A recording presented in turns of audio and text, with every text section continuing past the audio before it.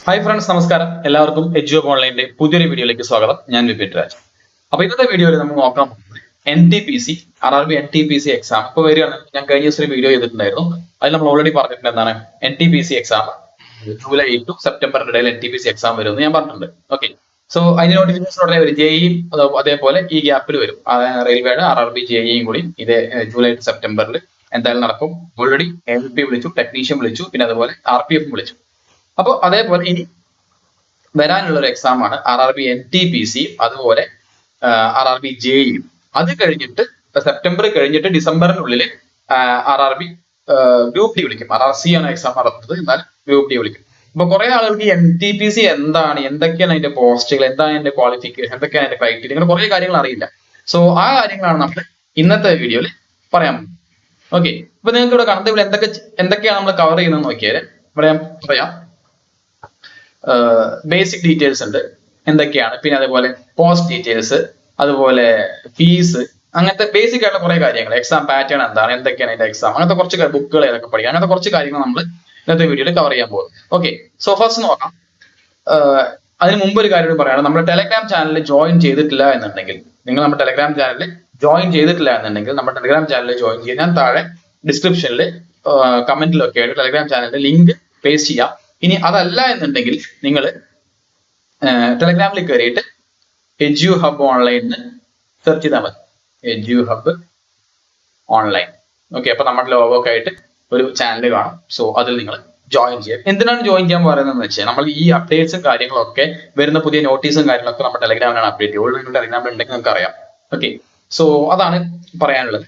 അപ്പൊ നമുക്ക് ഈ കാര്യങ്ങളിലേക്ക് കിടക്കാം. ഫസ്റ്റ് ബേസിക് ഡീറ്റെയിൽസ് ഞാൻ പറയാം. എന്താണ് NTPC എന്ന് പറഞ്ഞു കഴിഞ്ഞാൽ എന്താണ്? Non technical popular category. NTPC non technical popular category എന്ന് പറഞ്ഞാൽ NTPC നമുക്ക് എല്ലാവർക്കും അറിയാം. ഓക്കെ, അതിൽ ആരാണ് കണ്ടക്ട് ചെയ്യുന്നത് വെച്ചാൽ RRB അല്ലെ, റെയിൽവേ റിക്രൂട്ട്മെന്റ് ബോർഡാണ് ഇത് കണ്ടക്ട് ചെയ്യുന്നത്. അതുപോലെ ക്വാളിഫിക്കേഷൻ, 2 ക്വാളിഫിക്കേഷൻ ഉണ്ട്. ഓക്കെ, ഒന്ന് +2 ക്വാളിഫിക്കേഷനും ഉണ്ട്, ഒന്ന് ഡിഗ്രി ക്വാളിഫിക്കേഷനിലും ഈ എക്സാം നിങ്ങൾക്ക് അറ്റൻഡ് ചെയ്യാം. +2 ഉള്ള ആളുകൾ അറ്റൻഡ് ചെയ്യാം. ഡിഗ്രിയിൽ കുറച്ച് പോസ്റ്റുകൾ ഉണ്ട്, അതനുസരിച്ചിട്ട്.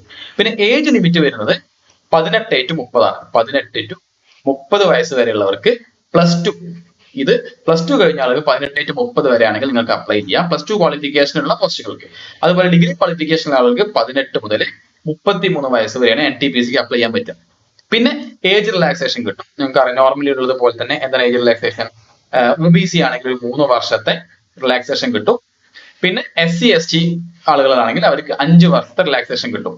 പ്ലസ് ഈ വർഷം നടന്ന എല്ലാ എക്സാമുകളും, ഈ വർഷം ഇപ്പൊ നടന്ന ALP ആയിക്കോട്ടെ, ടെക്നീഷ്യൻ ആയിക്കോട്ടെ, ഇങ്ങനെ ഈ വർഷം നടക്കുന്ന എക്സാമുകൾക്കൊക്കെ റെയിൽവേ ഒരു കാര്യം ചെയ്യുന്നുണ്ട്. എന്താണെന്ന് വെച്ചാൽ ഒരു 3 വർഷത്തെ അഡീഷണൽ ഏജ് റിലാക്സേഷൻ കൊടുക്കുന്നുണ്ട്. അത് എന്തിനാണെന്ന് വെച്ചാൽ പറഞ്ഞുതരാം. ഈ കൊറോണയൊക്കെ കാരണം കുറച്ച് വർഷങ്ങൾ കുറെ പേരുടെ പോയിട്ടില്ലേ. സോ അതുകൊണ്ട് ആ ഒരു ഗ്യാപ്പ് ഫില്ല് ചെയ്യാൻ വേണ്ടിയിട്ട് ഒരു 3 വർഷത്തെ ഏജ് റിലാക്സേഷൻ കൊടുത്തിട്ടുണ്ട്. സോ ഈ വരുന്ന എക്സാമ്പിൾ, ഈ വർഷത്തെ എക്സാമുകൾക്ക് എല്ലാം അത് നമ്മൾ പ്രതീക്ഷിക്കുന്നുണ്ട്. ഓൾറെഡി 2 എക്സാമുകൾക്ക് ആ റിലാക്സേഷൻ കിട്ടിക്കഴിഞ്ഞു. അപ്പൊ അതുകൊണ്ട് തന്നെ ഈ വരുന്ന NTPC എക്സാമിനും പ്ലസ് ഒരു 3 വർഷത്തെ ഏജ് റിലാക്സേഷൻ എല്ലാവർക്കും കൊടുക്കുന്നുണ്ട്. ക്ലിയർ ആയല്ലോ? അപ്പൊ 18 to 30 എന്നുള്ളത് 33 ആവും. പ്ലസ് നിങ്ങൾക്കൊരു കമ്മ്യൂണിറ്റി വൈസ് റിസർവേഷൻ ഉണ്ടെങ്കിൽ അതും കിട്ടും. ഓക്കെ, ഇത് ഈ വരുന്ന എക്സാമിൽ നമുക്ക് പ്രതീക്ഷിക്കാം. എന്തുകൊണ്ടാണ് പറയുന്നത് വെച്ചാൽ ബാക്കിയുള്ള നടന്ന് ഇപ്പോ നോട്ടിഫിക്കേഷൻ വന്ന ബാക്കി എക്സാമുകൾക്കൊക്കെ ഇത് കൊടുത്തിട്ടുണ്ട്. ഓക്കെ, ഇനി അടുത്തത് മോഡ് ഓഫ് എക്സാം എന്ന് പറഞ്ഞാൽ എന്താണ്? റെയിൽവേന്റെ 2 ഡീറ്റെയിൽസ് ആയിട്ട് നമ്മൾ പറയാട്ടോ. ഒരു കമ്പ്യൂട്ടർ ബേസ്ഡ് ടെസ്റ്റ് 1 ഉണ്ടാവും, അത് പാസ്സായ ആൾക്ക് 2nd ഉണ്ടാവും. അത് കഴിഞ്ഞിട്ട് സ്കിൽ ടെസ്റ്റ് ഉണ്ടാവും. സ്കിൽ ടെസ്റ്റ് എല്ലാ പോസ്റ്റുകൾക്കും ഇല്ല, അത് ടൈപ്പിംഗ് സ്കിൽ ഉണ്ട്. പിന്നെ ഈ എന്താണ് സ്റ്റേഷൻ മാസ്റ്റർ അങ്ങനത്തെ പോസ്റ്റുകൾക്കൊക്കെ ഒരു വേറൊരു ടെസ്റ്റും കൂടി ഉണ്ട്. ഓക്കെ, സൈക്കോമെട്രിക് ടെസ്റ്റ് എന്നൊക്കെ പറയും. ഓക്കെ, ഫൈൻ, അതൊക്കെ നമുക്ക് ഡീറ്റെയിൽസ് കയറാം. ഇതൊക്കെയാണ് NTPC നിങ്ങൾ ശ്രദ്ധിക്കേണ്ട കാര്യങ്ങൾ. ഓക്കെ, ഈ ഒരു ഏജ് ലിമിറ്റ്, ഈ ഒരു ക്വാളിഫിക്കേഷൻ ഒക്കെ ഉള്ള ആളുകൾക്കൊക്കെ നിങ്ങൾ പറയും. സാലറി കാര്യങ്ങളിലേക്ക് പോവാം. അടുത്തതിൽ എന്താണ് പോസ്റ്റ് ഡീറ്റെയിൽ സാലറി. ഓക്കെ, ഇനി 2 പോസ്റ്റുകൾ ഉണ്ട്, ഞാൻ പറഞ്ഞിട്ടുണ്ട് അല്ലെ. ഒന്ന് +2 ലെവൽ ഉണ്ട്, ഒന്ന് നമ്മളുടെ ഡിഗ്രി ലെവൽ ഉണ്ട്. ഓക്കെ, അപ്പൊ ഈ കാണുന്നതൊക്കെ നിങ്ങളുടെ കാണുന്നതൊക്കെ +2 ലെവൽ പോസ്റ്റുകളാണ്. ജൂനിയർ ക്ലർക്ക് ടൈപ്പിസ്റ്റ് ഒന്നാമത്തെ പോസ്റ്റ്. ഓക്കെ, ഇത് +2 ലെവലാണ്. അടുത്തത് ഡിഗ്രി ലെവൽ. ഓക്കെ, +2 ലെവലില് ജൂനിയർ ക്ലർക്ക് ടൈപ്പിസ്റ്റ് ഉണ്ട്, അക്കൗണ്ട് ക്ലർക്ക് ടൈപ്പിസ്റ്റ് ഉണ്ട്, ജൂനിയർ ടൈം കീപ്പർ ഉണ്ട്, trains clerk, commercial cum ticket clerk. ഇങ്ങനെയുള്ള ഈ 5 പോസ്റ്റുകളാണ് +2 കഴിഞ്ഞാൽ അവർക്ക് അപ്ലൈ ചെയ്യാൻ പറ്റുക. ആ പോസ്റ്റുകൾ തന്നെ ബേസിക് പേ ആണ് ഇവിടെ കൊടുത്തിട്ടുള്ളത്. ജൂനിയർ ക്ലർക്ക് ടൈപ്പിസ്റ്റ് നിങ്ങൾക്ക് 19,900 ആയിരിക്കും, 19,900 ആയിരിക്കും നിങ്ങളുടെ ബേസിക് പേ. അതേപോലെ അക്കൗണ്ട് ക്ലർക്ക് ടൈപ്പിസ്റ്റിനും ജൂനിയർ ടൈം കീപ്പറിനും ഇതേപോലെ ഈ പറഞ്ഞ പോസ്റ്റ് തന്നെ ആയിരിക്കും. അതേപോലെ ട്രെയിൻ ക്ലർക്കിനും 19,900 തന്നെയായിരിക്കും നിങ്ങളുടെ ബേസിക് പേ ആയിട്ട് വരുന്നത്. ബേസിക് പേ എന്ന് പറയുമ്പോൾ ഞാൻ ബാക്കി ഡീറ്റെയിൽസ് ഞാൻ മുമ്പ് ചെയ്തിട്ടുണ്ടെന്ന് തോന്നുന്നു. അതായത് ഒരിക്കലും ബേസിക് പേ എന്ന് പറഞ്ഞു കഴിഞ്ഞാൽ എന്താണ്, നിങ്ങൾക്ക് കറക്റ്റ് കയ്യിൽ കിട്ടുന്ന എമൗണ്ട് അല്ല, അതിന്റെ ഒപ്പം എന്ത് വരും, ഡി എ വരും അല്ലെ. ഇപ്പൊ നിങ്ങൾക്ക് സെൻട്രൽ ഗവൺമെന്റ് ഡി എക്ക് എന്താണ് 50%. നിങ്ങളുടെ ബേസിക് ഇപ്പൊ 20,000 ആണെങ്കിൽ ഡി എ 10,000 കിട്ടും. അപ്പൊ തന്നെ നിങ്ങളുടെ സാലറി എത്രയായി, 20ഉം 10ഉം 30 രൂപയായി. നിങ്ങൾക്ക് ബാക്കിയുള്ള അലവൻസുകളും കാര്യങ്ങള് അല്ലെ, ടി എ അത് കിട്ടും, ബാക്കിയുള്ള എല്ലാ അലവൻസുകളും, യൂണിഫോം അലവൻസ്, ഇങ്ങനത്തെ കുറെ സംഭവങ്ങളുണ്ട്. ഇതിൽ യൂണിഫോം പോസ്റ്റർ ഇപ്പൊ ഇതിലില്ല. എന്നാൽ പോലും അങ്ങനത്തെ അലവൻസുകൾ കൂടി വരുമ്പോൾ നിങ്ങളുടെ കയ്യിൽ ഒരു മിനിമം ഒരു ഇനീഷ്യലി ഒരു 35 to 40 ഉള്ളിൽ നിങ്ങൾക്ക് എന്ത് വരും, പറയാം 35 നിങ്ങൾക്ക് ഈ പറഞ്ഞ പോസ്റ്റുകൾക്കൊക്കെ വരും. ക്ലിയർ അല്ലേ? ഓക്കെ. ഇനി ഇതാണ് നിങ്ങൾക്ക് +2 ക്വാളിഫിക്കേഷനിൽ അപ്ലൈ ചെയ്യാൻ പറ്റുന്ന പോസ്റ്റുകൾ. ഇനി അതുപോലെ തന്നെ അടുത്ത് പറഞ്ഞ ഡിഗ്രി ക്വാളിഫിക്കേഷൻ നിങ്ങൾക്ക് അറ്റൻഡ് ചെയ്യാൻ പറ്റുന്ന പോസ്റ്റുകളാണ് traffic assistant, goods guard, senior commercial cum ticket clerk, senior clerk typist, junior account assistant typist, senior time keeper, commercial apprentice, പിന്നെ സ്റ്റേഷൻ മാസ്റ്റർ SM അല്ലെ, സ്റ്റേഷൻ മാസ്റ്റർ. പിന്നെ ഗുഡ്സ് ഗാർഡ് നമ്മൾ already പറഞ്ഞ goods guard എന്നുള്ള സാധനം ഇവിടെ ഉണ്ട്. Okay, goods guard ഇതൊക്കെ ഉണ്ട്. ഇനി ഇതിന്റെയൊക്കെ ബേസിക് പേ ഡീറ്റെയിൽസ് ഞാൻ പണ്ട് 25,000, 29,200. ഗുഡ്സ് ഗാർഡിനൊക്കെ 29,200 എന്നുള്ളത് ബേസിക് ആണ്. ഈ ഗുഡ്സ് ഗാർഡ് എന്നൊക്കെ പറയുന്നത് എന്താണ്, നമ്മള് റണ്ണിങ് സ്റ്റാഫുകളാണ് ഗുഡ്സ് ഗാർഡ് ഒക്കെ പറഞ്ഞത്. അപ്പൊ അവർക്ക് ഏറ്റവും കൂടുതൽ വരുന്നത് റണ്ണിങ് അലവൻസ് ആണ്. അവരുടെ ഒരു സ്റ്റേഷൻ ലിമിറ്റ് കഴിഞ്ഞ് അവർ വർക്ക് ചെയ്യുകയാണെങ്കിൽ ഓരോ കിലോമീറ്ററും ഇത്ര രൂപ എന്ന് പറഞ്ഞിട്ടുണ്ട്. അപ്പൊ നിങ്ങളുടെ ഒരു ബേസിക് 29,200 അല്ലെങ്കിൽ 30,000 ആണ് എന്നുണ്ടെങ്കിൽ നിങ്ങളുടെ കയ്യിൽ കിട്ടുന്നത് ചിലപ്പോൾ നിങ്ങളുടെ ഡ്യൂട്ടിക്ക് അനുസരിച്ച് ഒരു വലിയൊരു എമൗണ്ട് കിട്ടും. കൂടുതൽ ടൈം വർക്ക് ചെയ്യുന്ന ആൾക്കാർക്ക് വലിയൊരു എമൗണ്ട് നിങ്ങളുടെ കയ്യിൽ ഗുഡ്സ് ഗാർഡ് ഒക്കെ ഉണ്ട്. പക്ഷെ എന്താണ് ഡ്യൂട്ടി എന്ന് പറഞ്ഞാൽ, നിങ്ങൾ ട്രെയിനിന്റെ പുറകിൽ കണ്ടില്ലേ, ഗുഡ്സ് ഗാർഡിനെ കണ്ടിട്ടില്ലേ, അവസാനം നിൽക്കുന്ന ഒരാൾ.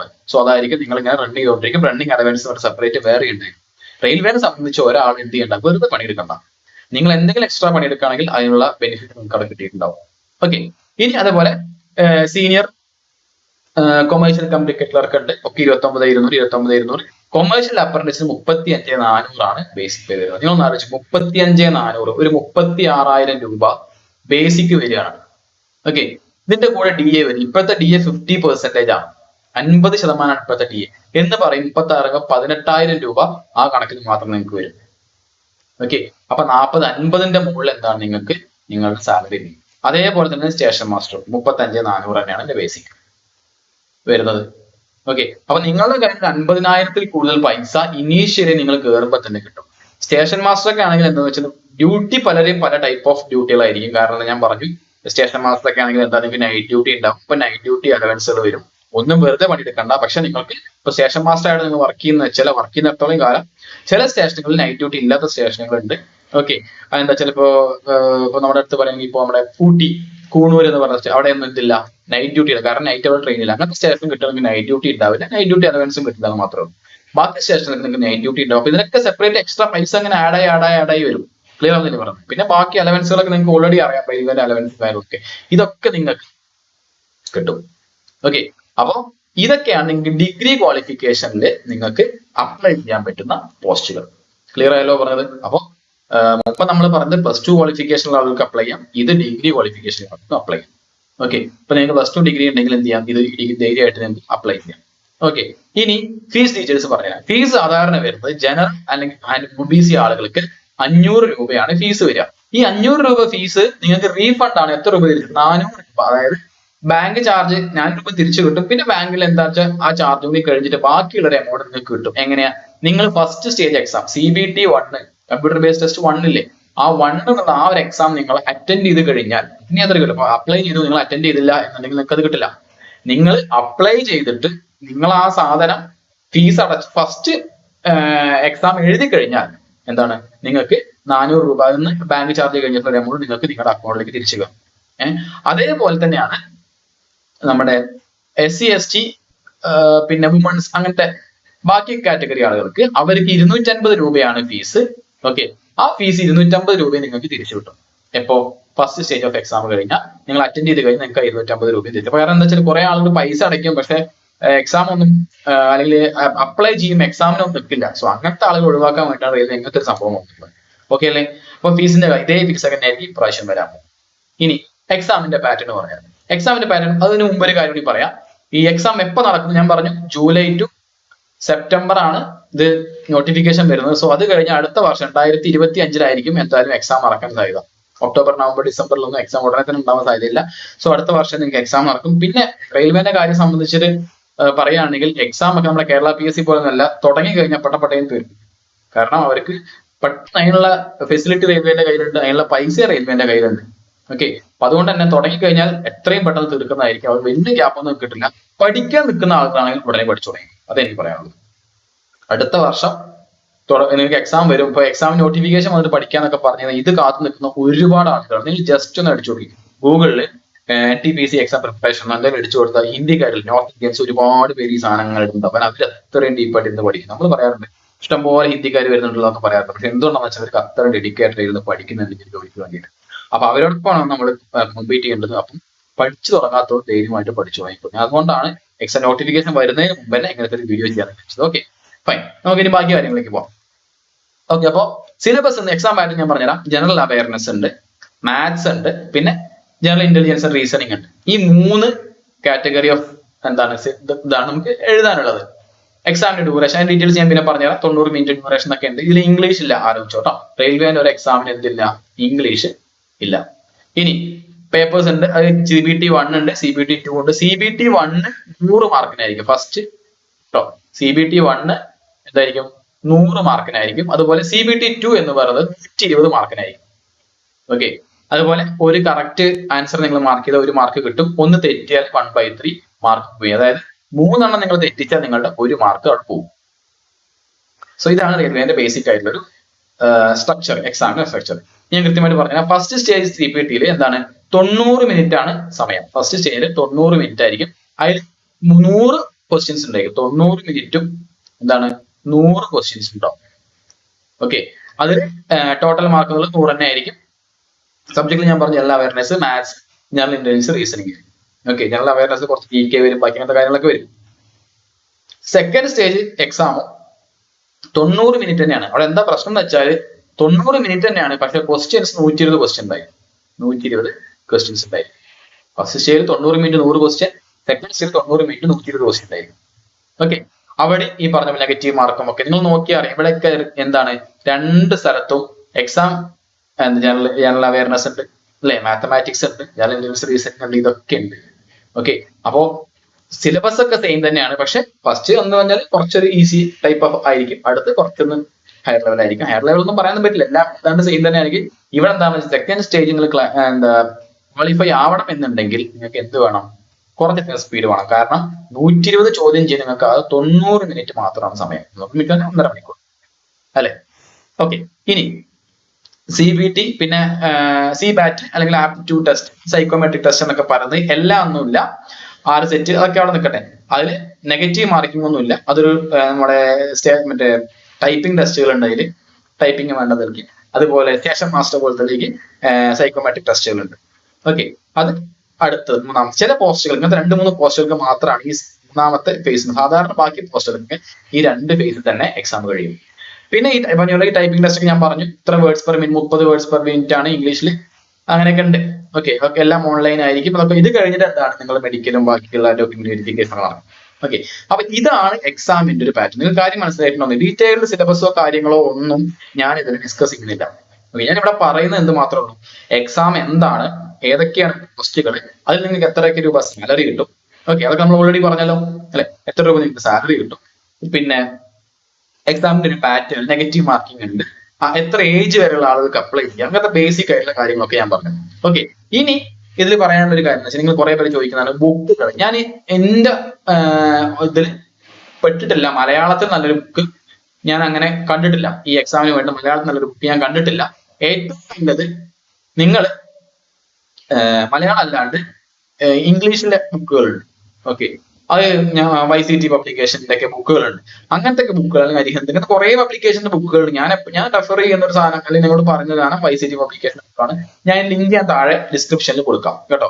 ഡിസ്ക്രിപ്ഷനിൽ താഴെ നിങ്ങൾ നോക്കിയാൽ നിങ്ങൾക്ക് ലിങ്ക് കിട്ടും ബുക്കുകളുണ്ട്. അത് എന്താ വെച്ചാല് കഴിഞ്ഞ വർഷങ്ങളിലെ RRB പരീക്ഷകളിലെ JEE ഉണ്ട്, NTPC ഉണ്ട്, ഇങ്ങനെ പല പരീക്ഷകളുണ്ട്, RPF ഒക്കെ ഉണ്ട്. നിങ്ങളിപ്പോ പ്രിപ്പയർ ചെയ്യുന്നത് ഇപ്പൊ ഒരു മാത്സ് ആണ് നോക്കുക, പ്രിപ്പയർ ചെയ്യുന്ന NTPC ക്വസ്റ്റ്യൻ മാത്രം നോക്കുന്നല്ല, എക്സാമിന്റെ ക്വസ്റ്റ്യൻസ് നോക്കുക. കാരണം ഇതൊക്കെ ബേസിക്കലി സെയിം ആണ്.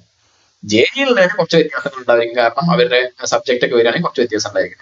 അപ്പോൾ മാത്സിന്റെ ഒരു ബുക്ക് ഉണ്ട്, റീസണിങ് ഉണ്ട്, പിന്നെ ജനറൽ സയൻസ്, അങ്ങനെ ഒരു 3-4 ബുക്കുകൾ ഉണ്ട്. ഓക്കെ, ഇത്ര ഒരു 3-4 ബുക്കുകളുണ്ട്. ഈ ബുക്കുകളൊക്കെ കൂടി എന്താ വെച്ചാൽ പ്രീവിയസ് ക്വസ്റ്റ്യൻസ് സെക്ഷൻ വൈസ് കൊടുത്തിട്ടുണ്ട്.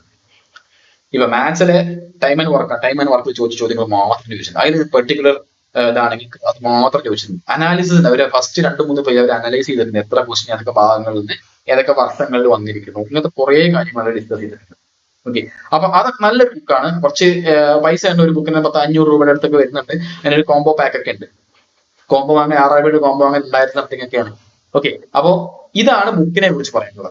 അപ്പൊ ഞാൻ ലിങ്ക് ഞാൻ താഴെ ഡിസ്ക്രിപ്ഷൻ ഇടാം. അപ്പൊ നിങ്ങൾക്ക് പറ്റുക നിങ്ങൾ മേടിച്ചോ, അത് മേടിച്ച് നന്നായി ഡീപ്പായിട്ട് പ്രിപ്പയർ ചെയ്യുന്ന ആളുകളാണെങ്കിൽ നിങ്ങൾക്ക് നല്ല ഉപകാരപ്പെടും. കാരണം പിന്നെ ഓപ്ഷനൊക്കെ എക്സ്പ്ലനേഷൻ കൊടുത്തിട്ടുണ്ട്. ഇപ്പൊ ഒരു 4 ഓപ്ഷൻ ഉണ്ടാവില്ലേ, 4 ഓപ്ഷൻ എന്താണെന്ന് വെച്ചാൽ നമുക്ക് അറിയാം, ഒന്നായിരിക്കും ശരി. അപ്പൊ ബാക്കി ഓപ്ഷൻ എന്താണെന്നും കൂടി അവർ എക്സ്പ്ലെയിൻ ചെയ്യുന്നുണ്ട്. വളരെ വൃത്തിക കാര്യങ്ങൾ പറഞ്ഞിട്ടുണ്ട്. നല്ലൊരു ബുക്കാണ് കേട്ടോ. അപ്പൊ അതിന്റെ ലിങ്ക് ഒക്കെ ഞാൻ താഴെ ഡിസ്ക്രിപ്ഷനിലും കമന്റിലും ഒക്കെ ഞാൻ പിൻ ചെയ്ത് വെക്കാം. ഓക്കെ, അപ്പൊ ഇത്രയും കാര്യങ്ങളാണ് നമ്മൾ ഇന്നത്തെ പറയാൻ ഉദ്ദേശിച്ചത്. ഇതിന്റെയൊക്കെ ബാക്കി ഡീറ്റെയിൽഡ് കാര്യങ്ങളൊക്കെ നമ്മൾ വരും ദിവസങ്ങളിൽ അപ്ഡേറ്റ് ചെയ്യും. നിങ്ങൾക്ക് എന്താണ് ഇത് അറിയാനുള്ളത്, ഡീറ്റെയിൽഡ് സിലബസ് ആണോ അല്ലെങ്കിൽ വേറെ എന്താ നിങ്ങൾക്ക് അറിയാനുള്ളത് കമന്റ് ചെയ്യാം. കാരണം ഞാൻ ഈ ഒരു സീരീസ് ആയിട്ട് ഈ എക്സാമിന് മുമ്പ് കാര്യങ്ങളൊക്കെ തീർക്കാന്ന് വെച്ചാൽ, അപ്പൊ ഇത് ഞാൻ ബേസിക് ഒന്നും ഡീറ്റെയിൽ ആയിട്ടൊന്നും പോയിട്ടില്ല, ഒരു ഔട്ടർ ഐഡിയ ആണ് ഞാൻ നിങ്ങൾക്ക് തന്നത്. സോ നമ്മുടെ ടെലിഗ്രാം ചാനൽ നിങ്ങൾ ജോയിൻ ചെയ്യാം. ടെലിഗ്രാമിന്റെ ലിങ്ക് ഞാൻ താഴെ ഡിസ്ക്രിപ്ഷനിൽ കൊടുക്കാം. അപ്പൊ ഇത്രയേ ഉള്ളൂ. NTPC എക്സാമിനെ കുറിച്ച് നിങ്ങൾക്ക് ഒരു ഐഡിയ കിട്ടിയിട്ടുണ്ടാവും. എത്ര സാലറി കിട്ടും, എന്തൊക്കെയാണ് പോസ്റ്റിംഗ് ഒക്കെ ഉടനെ നടക്കും കേട്ടോ. ഒരുപാട് ടൈമൊന്നും എടുക്കില്ല. കാരണം 1 വർഷം 1.5 വർഷം നിങ്ങൾക്ക് പോസ്റ്റിംഗ് ഒക്കെ ആവും. ഒരു ബൾക്ക് പോസ്റ്റിംഗ് ആയിരിക്കും. നിങ്ങൾ കൊടുക്കുന്ന ഏത് RRB ആണ് നിങ്ങൾ അപ്ലൈ ചെയ്യുന്നത്, ആ RRB അനുസരിച്ചിട്ടായിരിക്കും നിങ്ങൾക്ക് പോസ്റ്റിംഗ് ഒക്കെ വരിക. ഓക്കെ, അതായത് ഇപ്പൊ നിങ്ങൾ ചെന്നൈ ആണ് അപ്ലൈ ചെയ്യുന്നതെങ്കിൽ നിങ്ങൾക്ക് അതിനനുസരിച്ച്, തിരുവനന്തപുരം ആണെങ്കിൽ നിങ്ങൾക്ക് കേരളത്തിലേക്ക് പോസ്റ്റ് അങ്ങനെ.